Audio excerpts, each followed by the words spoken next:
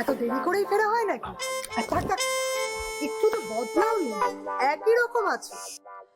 মাঝখান থেকে আমার মেয়ের ক্যারিয়ারটা জলাঞ্জলি গেল। ইউপিএসসি পরীক্ষার প্রস্তুতি নিচ্ছিল।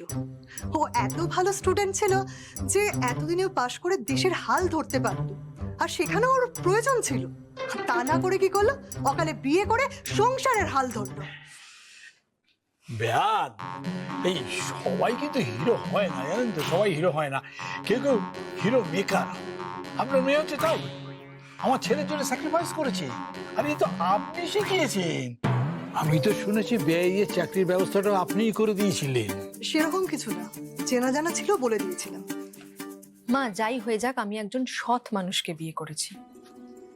আমি কি বলেছি তুই অসৎ কাউকে বিয়ে করেছিস? কিন্তু এরকম সৎ না দরকার নেই। সরকার থেকে বাংলো পাবে, সেখানে থাকবে না, বাবার বাড়িতে থাকবে। কাজের লোক পাবে, নেবে না, নিজের পয়সায় কাজের লোক নেবে। এটা ওর একার সিদ্ধান্ত ছিল না মা, আমারও সিদ্ধান্ত। আমিই বলেছিলাম যে সাধারণভাবে সাধারণ জীবনযাপন করলে সাধারণ মানুষের দুঃখ কষ্ট বুঝতে পারবে। এই জন্যই না লোকেরা বলে, আমার পেছনে এসব কথা বলে যে তোদের ভুল ভাল রাজ্যটুক। সবাই খাবে, এসো। তুমি একটু এদিকে এসো তো।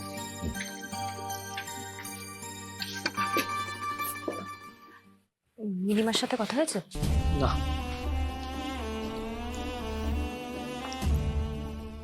বলছি মা এসছে তো, মাকে আমি বলেছি একটু থাকতে, মা থাকতে চাইছে না। তুমি একবার একটু বলবে? আমি? হ্যাঁ তুমি।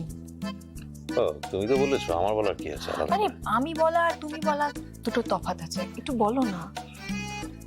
তোমার মাকে আমার কিছু বলতেই ভয় লাগে। দেখো, মা তোমাকে নিজের ছেলের মতো মনে করে, সেই জন্য এইসব কথাগুলো বলেন। আর তুমি শাশুড়ি ভাবো, তাই তোমার ভয় করে, খারাপ লাগে। বলো না একটু।